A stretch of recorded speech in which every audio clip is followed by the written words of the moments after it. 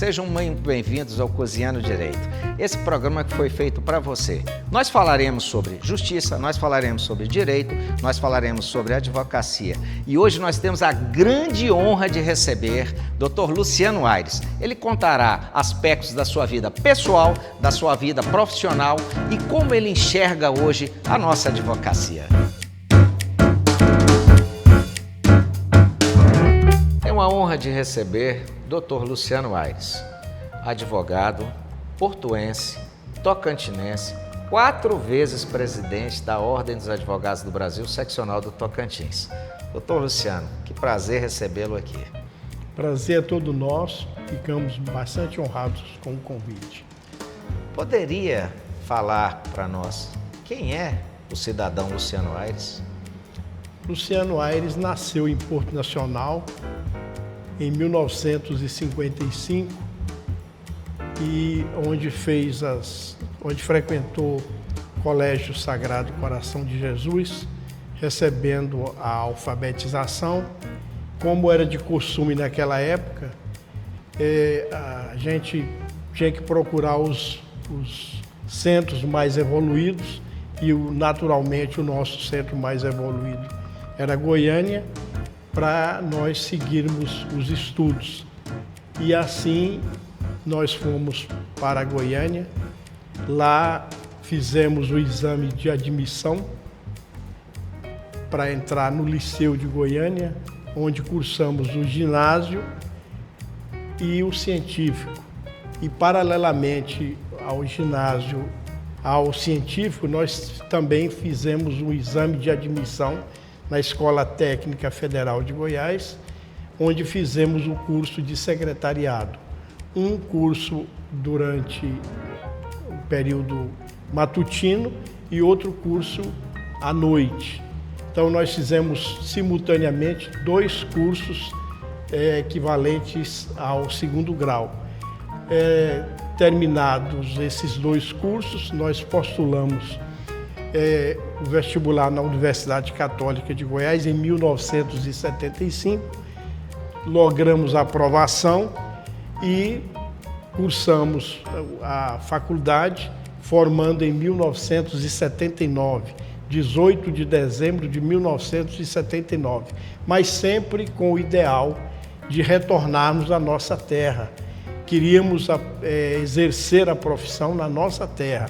Isso é exemplo dos nossos antepassados, que eu cito o meu avô, Francisco Aires da Silva, que formou no Rio de Janeiro em 1898 em medicina e, ao invés de ficar na cidade, na capital, ou na coroa, como se dizia na época, ele optou em retornar a Porto Nacional para exercer a medicina, e função que ele exerceu até 1957, quando ele veio a falecer. Então nós optamos em voltar a Porto Nacional e retornamos em 1980, passando a exercer na plenitude a advocacia, não só na cidade de Porto Nacional, mas nas cidades circunvizinhas, como Natividade, Paraíso.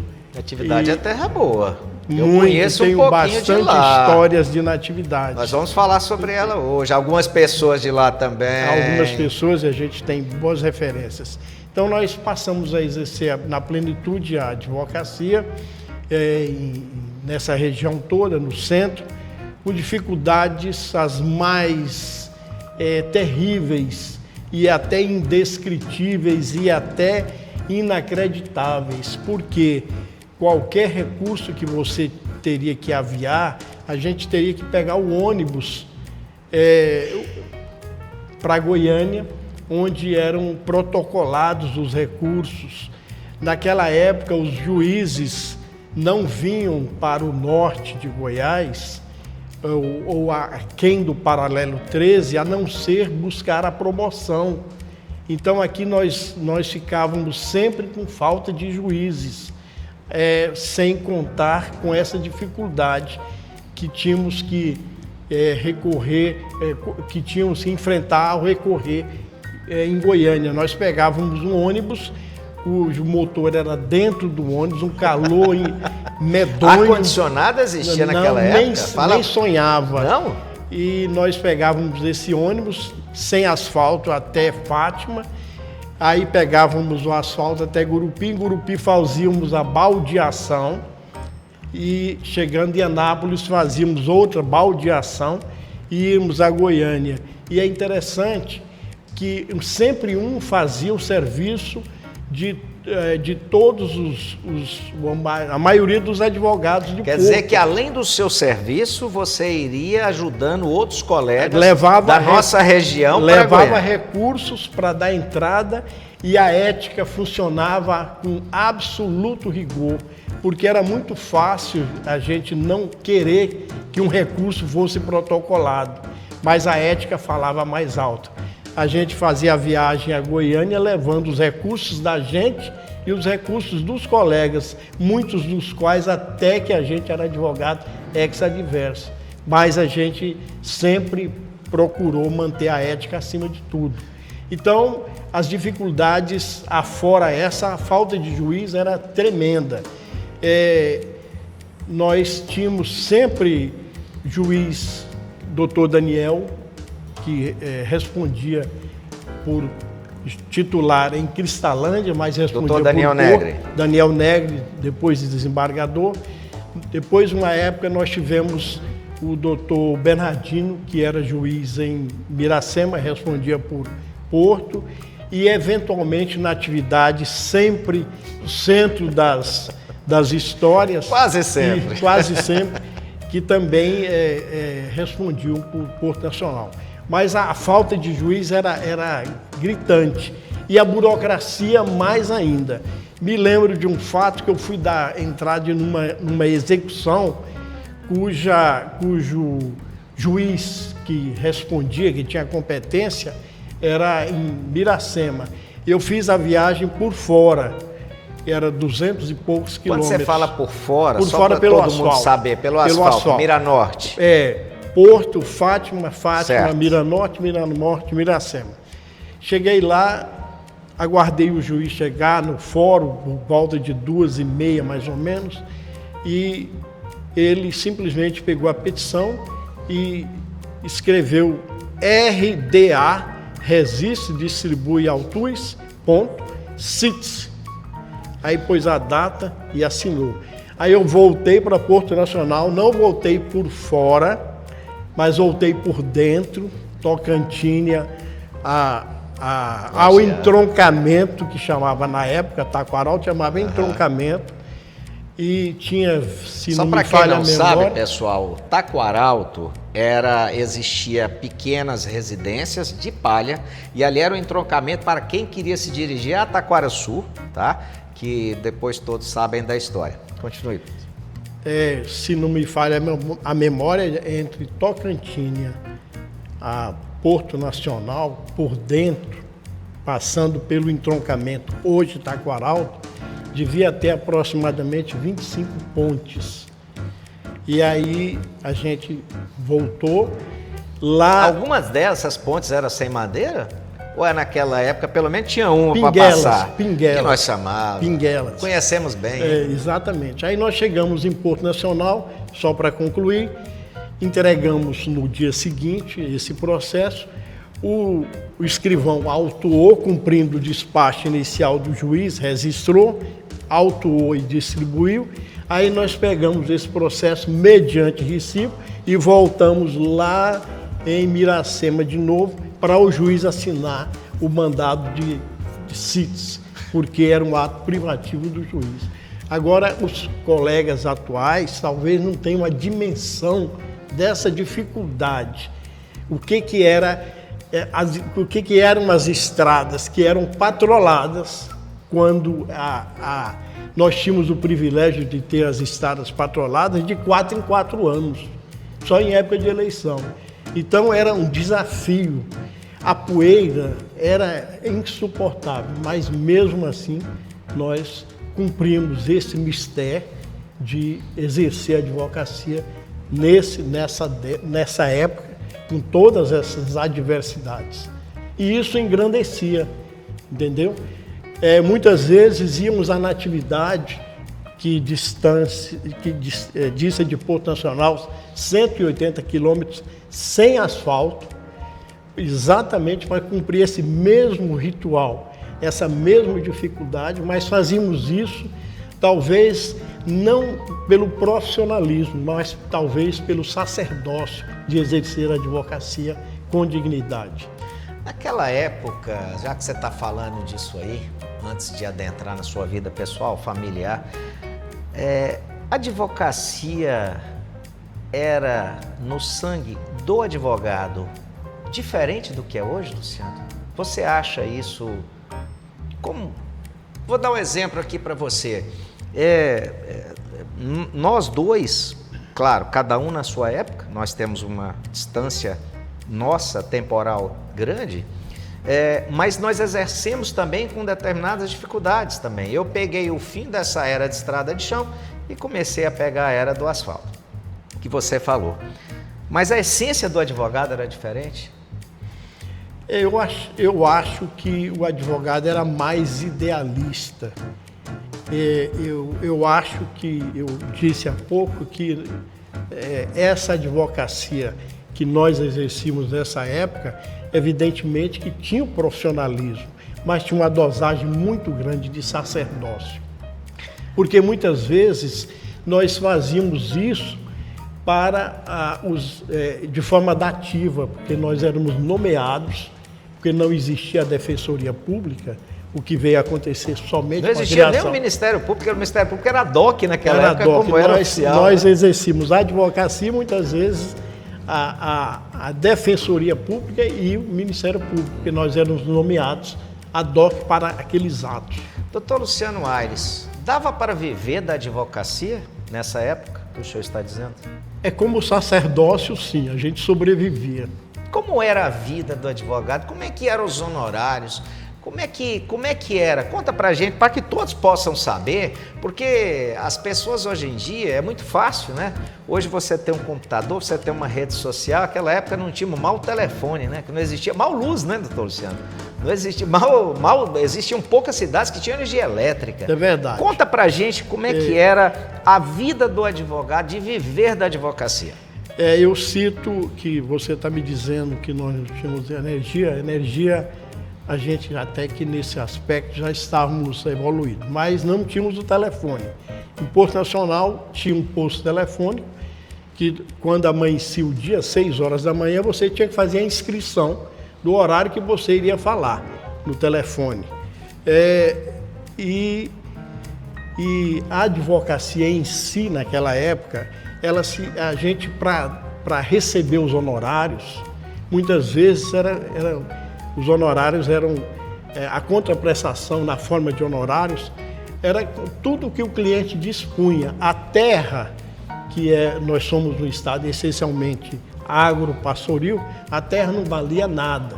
Muitas vezes a gente até não queria receber terra em pagamento de honorários, mas você era obrigado a receber gado, animais, galinha, porcos, tudo a gente recebia.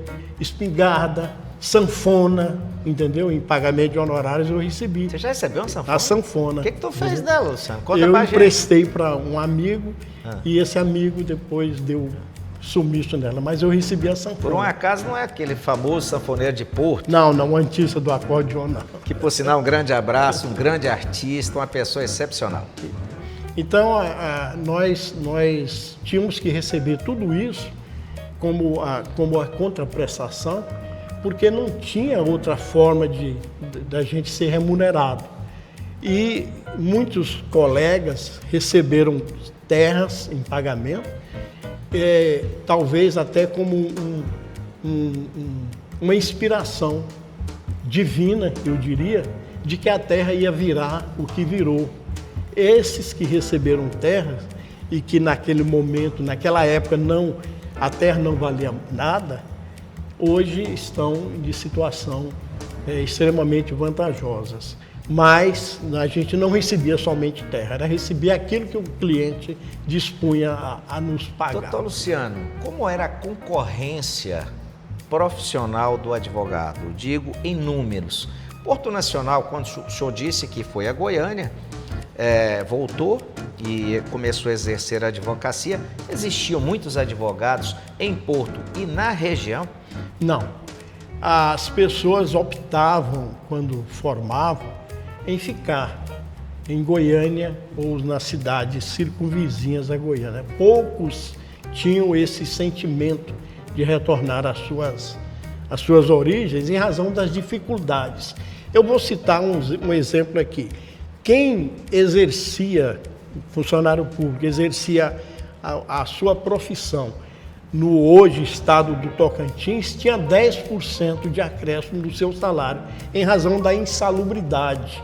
Porque aqui nós tínhamos a malária, a maleita, o pênfico, que é o fogo selvagem, e outras doenças tropicais. Então era de alto risco o exercício da profissão aquém do Paralelo 13, que hoje é o estado do Tocantins. Então as pessoas formavam, os colegas formavam, muitos, eu me refiro aos nativos, e preferiam ficar por lá em razão das facilidades, do conforto das cidades grandes, o que não era privilégio nosso. Doutor Luciano, onde apareceu Dona Tereza na sua vida? Tereza, por desígnio de Deus, eu conheci na minha própria cidade. E veio o amor à primeira vista. Quando é que vocês se conheceram? Que ano foi isso? Você recorda? No dia 11 de abril de 1976. 11 de abril, o senhor lembra até a data? Lembro, e o horário. Você sabe que o senhor vai me pôr lá em casa em situação constrangedora, né? Com essa informação. Porque se a minha mulher perguntar também a data, eu vou falar para ela a data, o mês e a hora. Pois é, eu conheci nessa data e parece-me que já foi assim um sentimento de que realmente eu iria casar com ela. E, de fato... Quando é que vocês contraíram o matrimônio? Em 79. 79? 17 de fevereiro de 79. Antes do senhor se formar, então? A vontade era tanta de casar que eu formei no final do ano de 79, mas casei no início do ano de 79. E aí vieram os filhos. Aí poderia falar filhos. sobre nós, sobre os filhos? 3 filhos, o Breno, a Larissa e a Débora. Tá. O Breno hoje lhe ajuda tanto profissionalmente no direito, exatamente, quanto também que você tem outro ramo que nós vamos falar um pouco adiante, né? Que você se tornou pecuarista, agricultor, né? E isso nós vamos falar posteriormente, né? A Larissa hoje é a esposa do nosso grande amigo Márcio, aliás, um abraço para meu amigo Marcinho, né? E a Larissa faz o quê? Também ela formou em Direito. E a Débora é médica. A Débora, médica. A Débora se encontra aqui? Encontra-se aqui em Palmas. Em Palmas, em Tocantins. Que bom. Então, Luciano, me diga uma coisa. Como é que o senhor consegue nos falar sobre quando o senhor começou, as dificuldades que o senhor tinha como profissional? O senhor casou antes de formar, vieram os filhos. E aí, conta pra gente essas dificuldades. A gente, naquela época, quando passava na faculdade, tinha criado pelos governos revolucionários o crédito educativo. O governo financiava tanto as mensalidades da faculdade, como também a ajuda que o governo dava para a gente. E eu fui beneficiário do crédito educativo. Como se não bastasse isso, a gente era obrigado a lecionar. E eu passei a lecionar História Política e Econômica do Brasil, Educação Moral e Cívica e OSPB, a Organização Social e Política Brasileira. Isso em Porto? Não, em Goiânia. Em Goiânia ainda? Para me formar. Ah, sim. O senhor exercia também a licenciatura lá conforme pediam para o senhor em razão dos créditos que o senhor tinha. Seria isso? Não. São duas situações distintas. Sim. Eu estou dizendo em termos de renda. Para pagar a faculdade, eu tinha o crédito educativo, que é hoje o ProUni. Sim. E, além disso, eu também lecionava, o que ensejava a gente fazer a manutenção da família e antecipar um casamento para antes da formatura.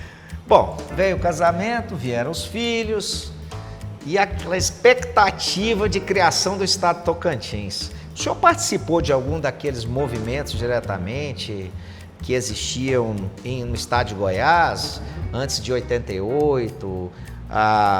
Existiam aquelas nomenclaturas das entidades que lutavam pelo estado de Tocantins? Ou mesmo o senhor poderia me dizer de algum portuense famoso, que todos nós conhecemos, que lutou muito, que era até um juiz, né? Que lutou muito pela criação do estado de Tocantins antes e agora recentemente? Não tinha como você se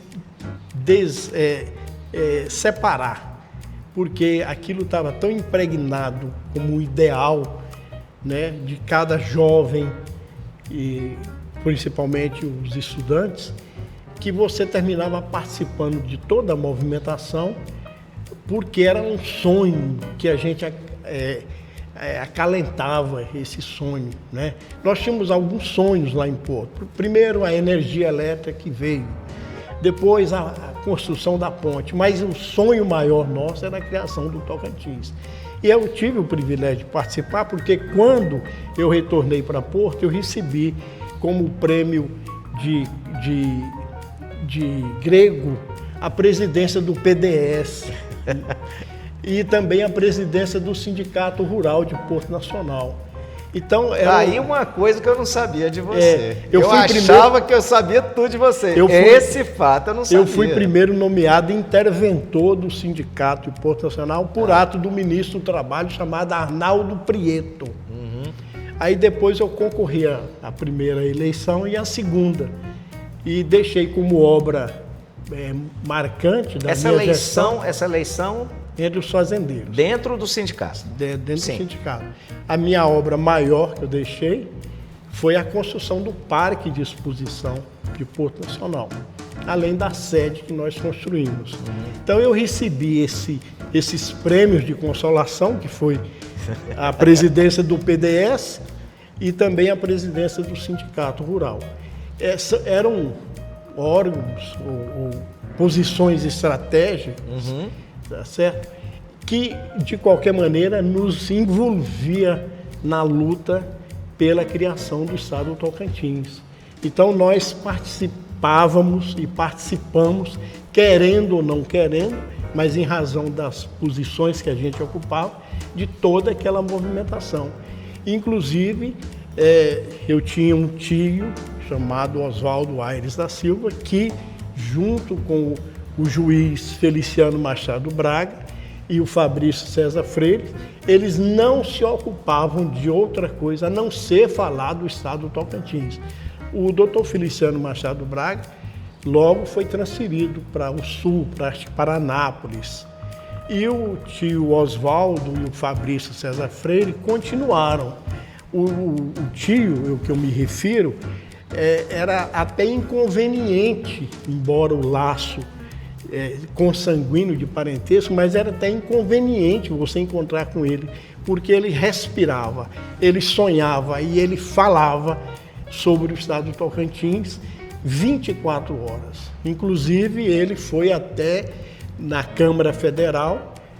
Me lembro bem que a deputada federal, que era presidente da comissão lá da Câmara de Redivisão do Brasil, chamada Irma Passoni, ele foi convocado para dar uma palestra lá, porque ele era tinha um conteúdo muito sólido, de conhecimento muito sólido. Ele ainda foi convocado para dar essa palestra.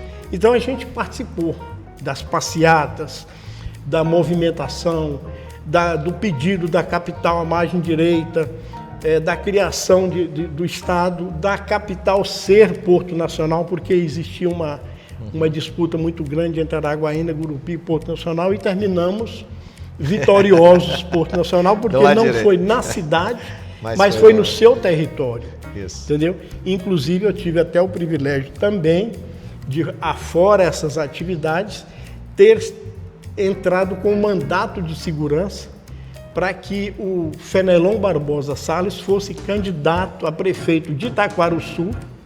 Muito boa lembrança. Só para o pessoal lembrar dessa história. Você foi o primeiro procurador de Palmas? Sim. Aí E na condição de procurador, você intentou com essa ação? Não, eu entrei para que ele fosse candidato pelo PFL. Sim. Aí ele foi e ganhou, aí ele me convidou para ser o procurador. Certo. Aí eu fui o primeiro procurador-geral do município. Foi como obra que nós deixamos, Sim. foi a presidir a comissão que elaborou o Código de Postura, o Código de Obras e o Código Tributário. A lei orgânica não foi de nossa gestão, porque foi ato da Câmara Municipal. Nós fizemos isso.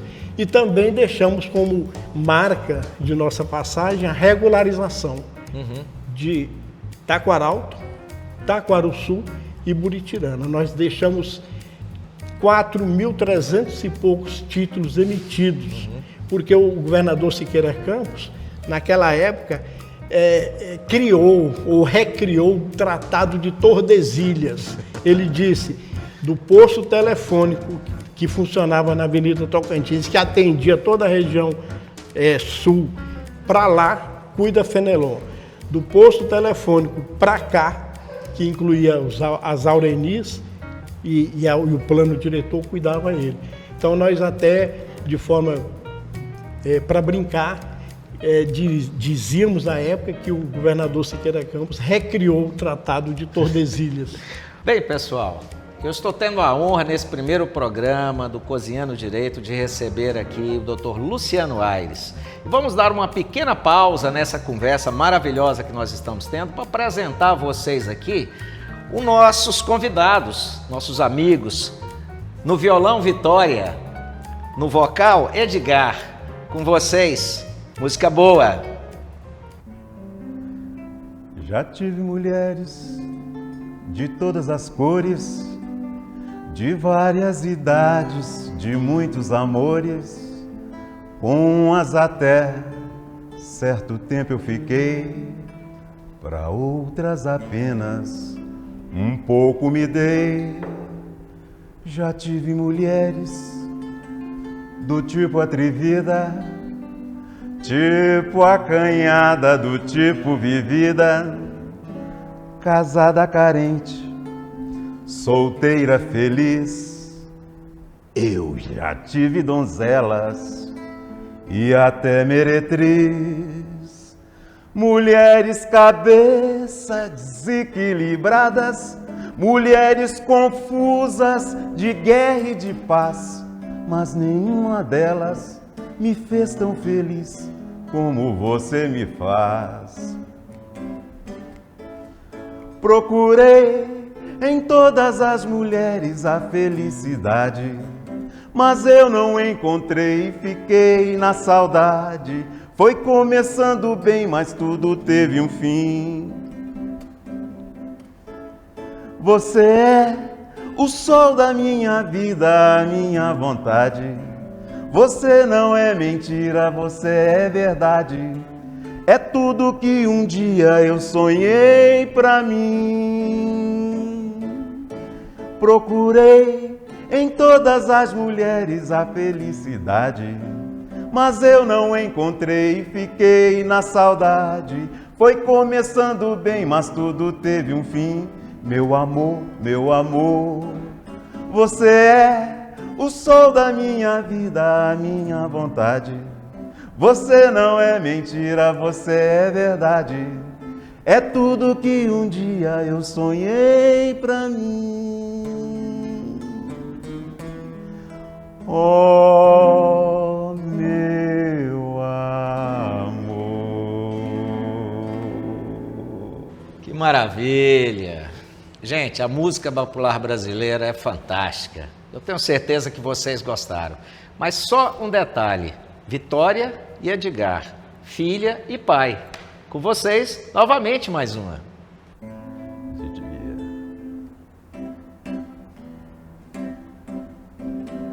Eu quero esconder debaixo dessa sua saia pra fugir do mundo. Pretendo também me embriar nos emaranhados desses seus cabelos. Preciso transfundir seu sangue pro meu coração, que é tão vagabundo. Me deixe fazer um dengo pra num cafuné fazer os meus apelos. Deixe fazer um dengo pra num cafuné fazer os meus apelos.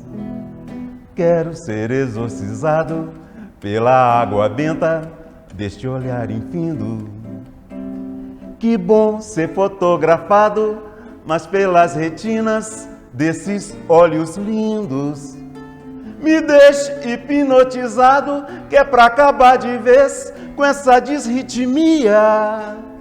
Vem logo, vem curar seu nego, que chegou de poi lá da boemia.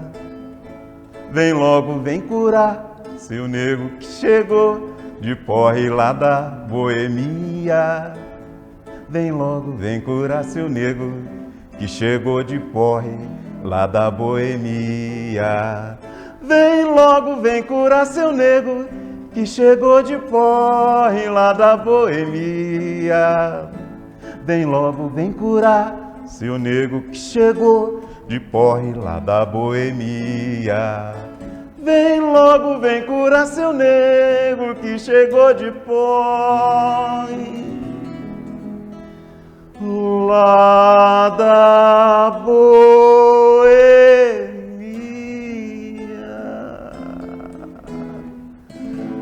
A música é uma fonte infinita de vida e prazer. Diga, que prazer ter você aqui, Vitória, muito obrigado.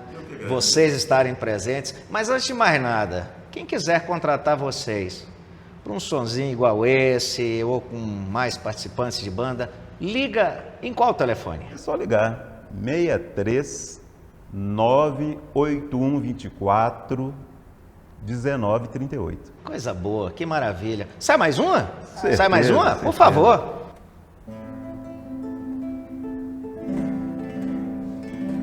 Sei que aí dentro ainda mora um pedacinho de mim. Um grande amor não se acaba assim, feito espumas ao vento. Não é coisa de momento, raiva passageira, mania que dá e passa, feito brincadeira. O amor deixa marcas e não dá pra pagar. Sei que errei, tô aqui pra te pedir perdão. Cabeça doida, coração na mão. Desejo pegando fogo, sem saber direito a hora nem o que fazer. Eu não encontro uma palavra só pra te dizer: ah, se eu fosse você, mulher, voltava pra mim correndo. E de uma coisa fique certo, amor, a porta vai estar sempre aberta, amor, e meu olhar vai dar uma festa, amor, na hora que você chegar pra me levar. E de uma coisa fique certo, amor, a porta vai estar sempre aberta, amor, e meu olhar vai dar uma festa, amor, na hora que você chegar.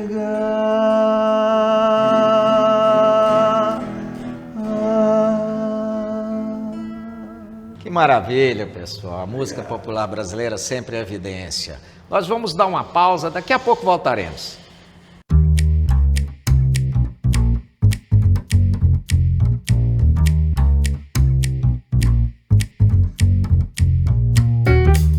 Vamos falar de OAB. Criou-se o Estado Tocantins. Fale para nós, até porque muitos não sabem, que a nossa primeira eleição, relembre, né? Nem fala, relembre que a nossa primeira eleição, quem fez foi o TRE Tocantins. Como é que era a OAB naquela época? Conta para nós até o conhecimento o fato da OAB ser criada no Estado. O conhecimento que eu tenho é de que o doutor Coriolano Santos Marinho foi designado como o coordenador para realizar as eleições da OAB. e ele se desincumbiu muito bem dessa missão, realizando as eleições. Nós lançamos uma chapa com bastante característica da União do Tocantins, que era composta por mim, Zé Cardial, Meire Sônia Matos Valadares, Thelmo Egeli e tantos outros colegas. E o doutor Augusto, que era a República, conhecida por a República de Miracema, lançou a outra chapa e terminou ganhando. Miracema, a primeira capital. Miracema era a primeira capital, tinha sido anunciada no dia 7 de dezembro de 88, a escolha da capital, da nova capital, portanto, preterindo Gurupi, Araguaína e Porto Nacional, mas nas entrelinhas beneficiando o Porto Nacional. Então, teve essa eleição, a primeira eleição, o doutor Augusto ganhou. A segunda eleição, o sistema era diferente, nós elegimos 18 conselheiros e os 18 conselheiros elegiam a diretoria. E quem liderou aquele movimento e ganhou foi o doutor Juarez Moreira, irmão do atual vice-governador. Certo. Ele fez 13 conselheiros do total de 18. E aí houve uma alquimia de que os 4 dos 13 aderiram ao doutor Augusto, aí empatou 9-9. O doutor Augusto terminou ganhando do Juarez, em razão da idade, que era mais velho do que o doutor Essa coisa Juarez. É muito importante, pessoal, porque a ideia dessa conversa aqui com o doutor Luciano Aires é contar, além da vida pessoal dele, a história da advocacia. Isso é uma coisa muito importante e poucas pessoas sabem disso. Muito bem, o senhor se torna presidente. Eu disputei a primeira eleição com o doutor Mário Martins Santana, de Paraíso. Tive 74% dos votos. A segunda eleição eu disputei com o doutor Coriolano Santos Marinho. Tivemos 76% dos votos. A terceira eleição disputamos com o doutor Joaquim da Costa Júnior de Gurupi. Tivemos 65% dos votos. E a quarta e última eleição que eu disputamos com o doutor procurador atual do município, Mauro Ribas, tivemos 55%. Conta para nós a história de como foi a construção da UAB aqui no estado na sua gestão. O que o senhor conseguiu? O que o senhor... Nós tínhamos um prédio, um lote que o governo doou não só para a UAB, mas doou para todas as instituições, e esse lote, por sinal, estava invadido. E eu tinha como meta construir a sede, sem ter nem noção ou perspectiva de como arrumaria o dinheiro. Mas eu era conselheiro federal e aprendi os movimentos do Conselho Federal. E lá em Brasília, eu, já presidente, fui ao gabinete do presidente, despachar com ele e pedir que ele nos ajudasse. Para o presidente à época. Hernando Uchoa de Lima. E ele, usando o princípio da divisão do Estado.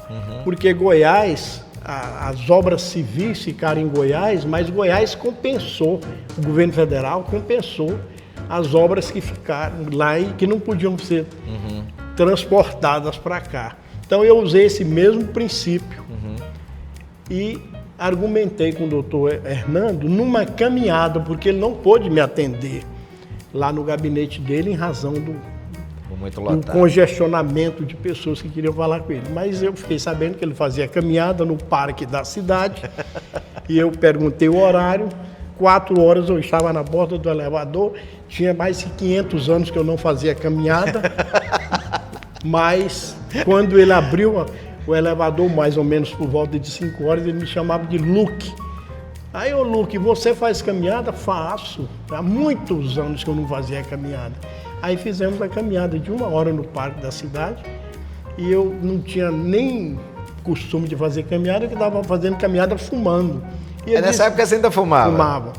O Calton ainda funcionava. Aí ele disse, uai, Luque, mas como é que você está fazendo caminhada fumando? Mas isso foi só um comentário. Aí eu fiz toda a exposição durante 1 hora, foi um privilégio a audiência que eu tive com ele. Ele disse assim: Luque, põe no papel isso. Eu, mais do que já tinha o formulário da OAB, pus no papel e lá mesmo ele já deferiu a construção da nossa sede. Que coisa boa. Luciano, feito a construção da sede, o senhor tinha... O que o senhor pensava assim? O que eu quero fazer? O que o Luciano Aires, advogado, gostaria de fazer pela advocacia que você não conseguiu? Ou que não te deixaram fazer? Não, esse sentimento de construir a sede, esse sentimento não foi só em Palmas. A última sede que nós fizemos foi em Palmas. Primeiro nós começamos pelo interior. Subseções. Pelas subseções. Gurupi, Araguaína, todas as subseções que nós criamos, nós dotamos essas subseções de sede. Porque nós achávamos que se nós fôssemos pedir a de Palmas, nós não íamos conseguir a do interior. Então nós fizemos a inversão. Nós tínhamos como meta nós não nos reunirmos em botecos ou em fóruns para tratar de assuntos da justiça. Nós tínhamos que reunir na nossa casa.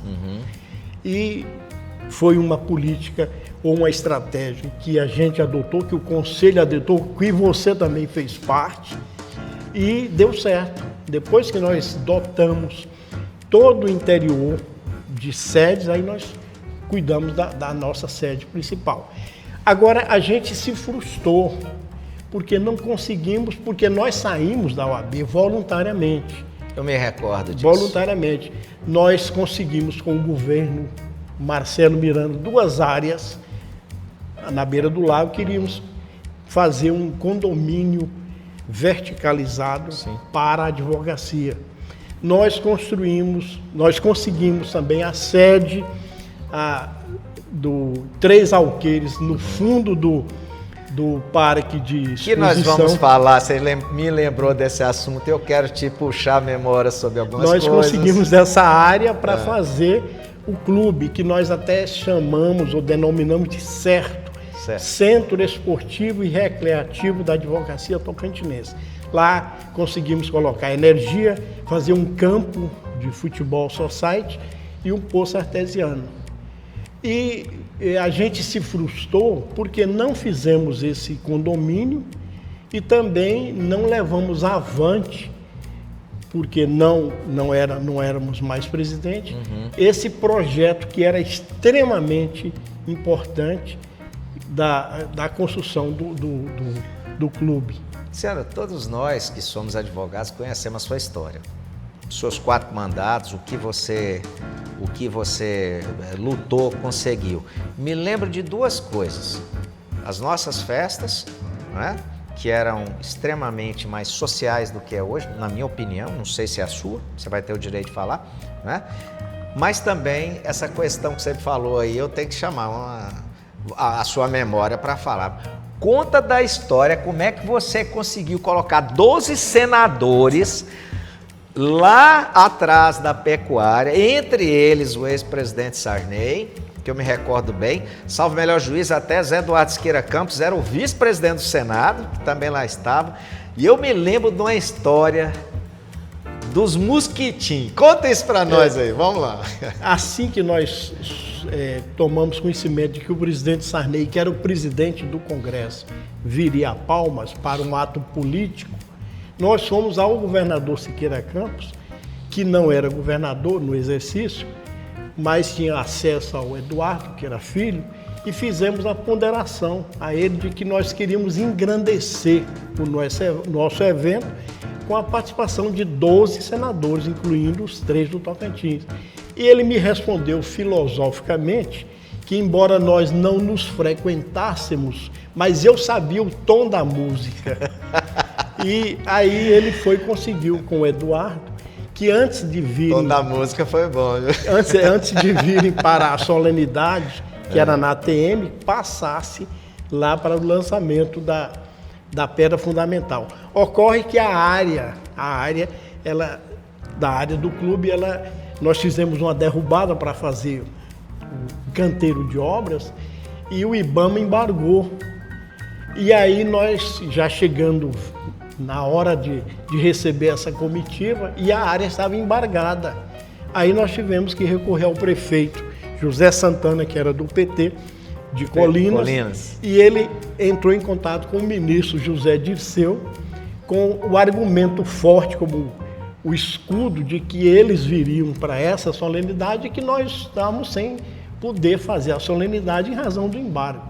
Mais do que depressa, o embargo foi suspenso e para lá nós levamos essa comitiva. Só que tinha havido um desmatamento e o mosquito estava com o habitat alterado, estava insuportável. Era o mulheres, da guerra. As mulheres que vieram, sobretudo a primeira-dama, Dona Marli, esposa do presidente Sarney, ela não teve sossego, era só matando mosquitos lá. Teve alguém que reclamou de você dessa O governador me repreendeu, o governador Siqueira, e disse, olha, você está muito desorganizado, porque está chegando todo mundo e não tem cadeira. Acontece que nós não tínhamos a certeza que o evento corresse. A certeza que a área ia ser desembargada. Aí as cadeiras chegaram. E aí só me restou a alternativa de pedir a ele próprio, o governador Siqueira Campos e o doutor Brito Miranda, que ajudasse a passar o pano. E eles limparam? Limparam. Com toda a humildade. Cena, eu lembro, eu estava lá, mas você não lembro estava, dessa, não. Você estava, com toda a humildade, mas com toda a grandeza, com todo o espírito eles eram público. Muito grandes, eles verdade. Passaram, né, ainda que com alguma simbologia, mas foram solidários. A minha pessoa, a OAB e a Advocacia Tocantinense. Doutor Luciano, é muito difícil ser presidente da OAB? Eu digo no sentido não de ganhar uma eleição, de ser presidente, exercer a presidência na seccional do Estado Tocantins. É muito difícil porque você tem que ter o espírito de renúncia bem aguçado. Você tem, a primeira renúncia é a renúncia à família, porque você fica muito dividido. São muitos eventos. O Estado é um Estado, apesar de dividido, mas ficou um Estado muito extenso. E você tem que conciliar com as suas atividades profissionais, porque você precisa sobreviver, com tantas atividades que a OAB te absorve, afora as viagens que você tem que fazer para fora do Estado, para participar das reuniões do Conselho Federal e também do Colégio de Presidentes. O que você sugeriria para quem quer ser presidente da OAB e o que você sugeriria a quem quer votar para o presidente da OAB? Aquela pessoa ser bom para a advocacia, no seu ponto de vista.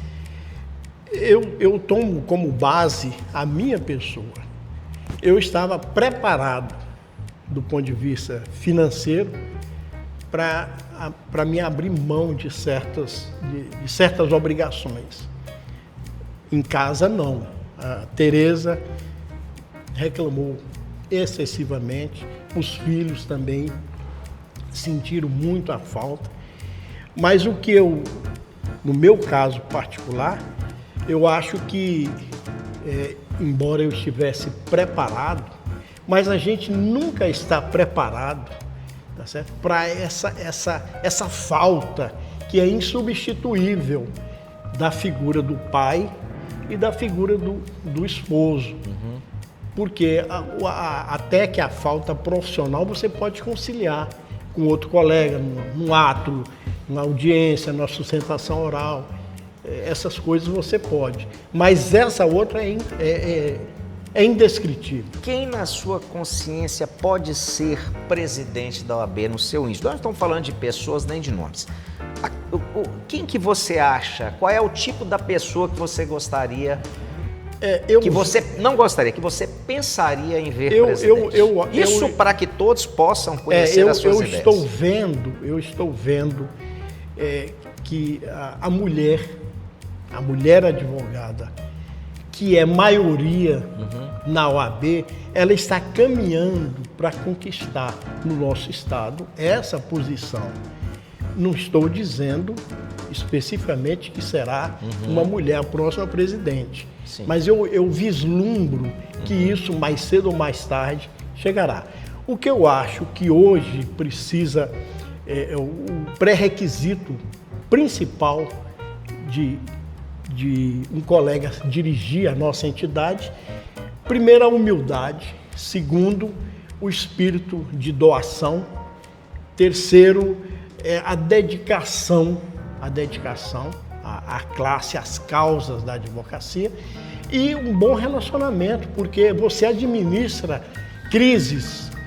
Crise entre advogado com advogado, advogado com promotor, advogado com juiz, a própria OAB em confronto com o executivo, em confronto, repito, com o judiciário. Então é preciso ter muito equilíbrio, muito jogo de cintura, muita diplomacia. Não adianta radicalismo. Não adianta, porque não se constrói nada. Nós, em 12 anos que ficamos à frente da OAB, nós, de forma singela, mas demos um exemplo de como se deve conviver. Nós tivemos posições quando precisamos, mas nós, acima de tudo, fomos parceiros, porque o que nos interessava era a consolidação do Estado. Doutor Luciano, jovem com os advogados mais experientes, qual é a sua visão sobre isso?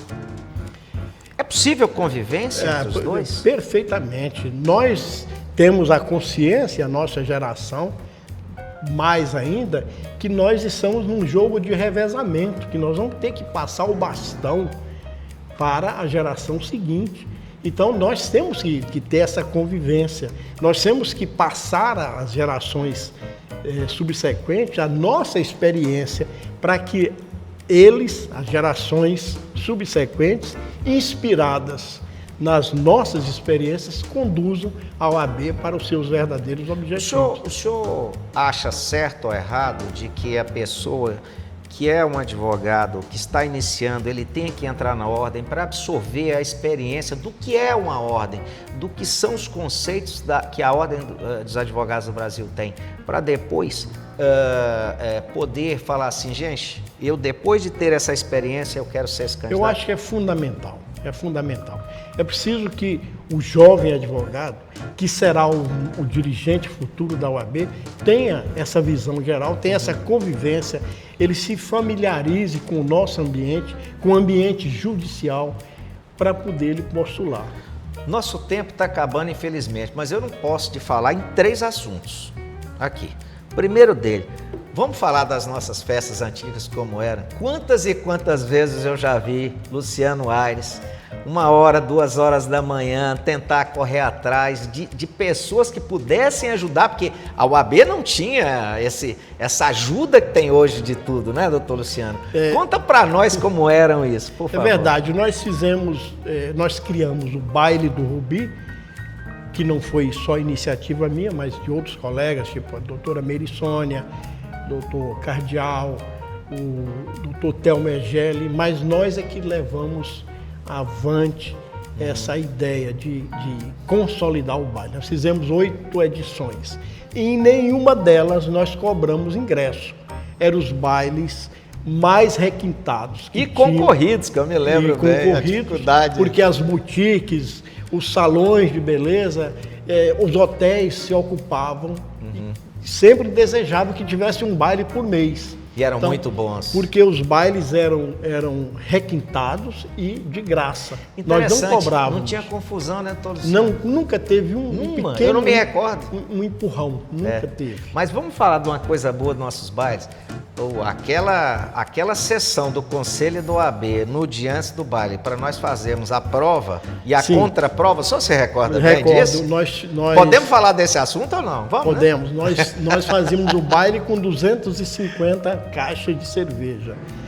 E nós tínhamos a reunião do Conselho no dia do baile e tínhamos a solenidade da prova da temperatura da cerveja. Nós íamos todos para lá e lá nós era muito legal. Provava a temperatura, na verdade era uma forma de se estivesse gelado, o que acontecia? Aprovava. Se não tivesse, recolhíamos e manda gelar. Você lembra disso? Lembro. Que era o que o senhor falava sempre, pelo amor de Deus, ninguém pode beber cerveja aqui que não fosse gelada. Uma outra coisa, sabe uma coisa que eu lembro bem? A forma como você privilegiava os nossos advogados, principalmente aqueles mais antigos. Vamos contar um caso aqui que eu não sei se o senhor vai se recordar. Eu acho que vai, porque o senhor lembra de tudo. Conta para nós um caso que uma vez teve um advogado que entrou para ser, concorrer ao que é o mais bonito. Eu lembrei. Como é teve que era? um concurso do Mister da terceira idade. Mister da terceira idade. Mister e Miss da terceira idade. E o Mister, um dos candidatos, foi o Dr. Bolivar Camelo Rocha. Meu conterrâneo, aliás, um grande abraço a ele.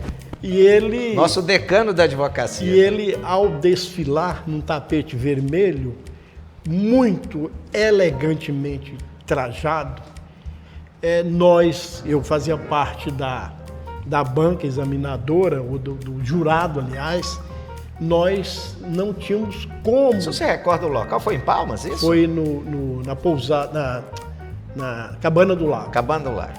Nós não tínhamos como deixar que outro candidato entrasse, porque o Bolivar se desempenhou tão bem, elegantemente bem trajado. Aliás, ele é de uma elegância. Que nós aclamamos ele e os outros não entraram. E já das mulheres deu trabalho demais, porque elas passaram muitos dias se embelezando nos salões, mas mesmo assim não deu curiosidade, doutor Luciano, eu me lembro que o senhor usava uma lembrancinha que é do Tocantins, que aliás foi criada pelo meu avô, que é o Divino, de ouro. O senhor usava e eu estou vendo que o senhor está usando uma cruz. O senhor trocou, o senhor perdeu ou existe alguma coisa muito especial nisso? A simbologia especial que tem é que eu fiquei viúvo e como forma de homenagear, e sempre homenageei, eu derreti as duas alianças.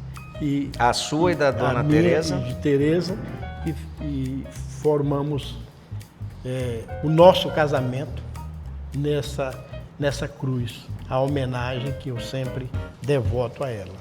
Então, ela tem essa simbologia muito especial para mim. Porque naquela época, as alianças não eram grossas, eram finas. Uhum. Por isso é que ficou com essa espessura. Então, eu homenageei ela dessa forma. Que ela nunca deixou de lhe acompanhar. Não, porque era meu braço direito em todas as atividades, nas campanhas da OAB, porque principalmente naquela época não tinha o Zap e o telefone ainda era restrito, nós tínhamos que ir de casa em casa, escritório por escritório, cidade por cidade, quando não tínhamos que visitar colegas na zona rural para pedir voto. Quando eu entrei na OAB, nós tínhamos 699 inscritos. Quando eu saí, já tínhamos 4.000. Doutor Luciano, infelizmente, eu falo infelizmente, mas nós vamos ter outra oportunidade, porque eu quero lhe informar que eu e meu sócio Adriano Guinzello, nós temos um outro podcast que chama-se Contos e Causos. Mas como eu disse ao Adriano, eu falei, Adriano, eu gostaria muito de ter o doutor Luciano no meu primeiro podcast, que aliás, isso aqui não é um podcast, é um programa que já me chamaram a atenção várias vezes, que é o Cozinhando Direito, que é esse que o senhor está participando. Então, nós esperaremos o senhor lá para contar outros causos e outros contos da sua história, principalmente. E eu queria dizer da minha honra de tê-lo aqui nesse meu primeiro programa, Cozinhando Direito, de dar essa oportunidade para que todos pudessem saber da sua história pessoal, da sua história profissional. Muito obrigado. Nós é que agradecemos e para arrematar nós vamos antecipar um caso que aconteceu com a gente na atividade. Eu era advogado de um cidadão e na hora da audiência nós chegamos no fórum e com o casal, que eram meus clientes. Nesse momento o réu estava lá com suas testemunhas e nós chegamos com as testemunhas dos autores. E aí o réu foi e pediu bênção ao meu padrinho e pediu bênção também para a madrinha. Na verdade, eram afilhados e os padrinhos que estavam demandando. E o respeito foi demonstrado naquele momento de forma solene. Terminou ali, a guerra continuou. Era uma ação possessória. Muito obrigado, Deus lhe pague. E eu agora vou lá para a cozinha preparar a comida que você escolheu. Espero que você goste. Eu não sou a Dona Tereza, que eu sei que fazia comidas maravilhosas, mas eu acho que você vai gostar. É um prato que você um dia falou para mim e que vou ter o prazer de fazer ali para você. Rapidamente. Você me aguarda? Aguardo sim. Com todo Um grande prazer. abraço, gente. Até daqui a pouco.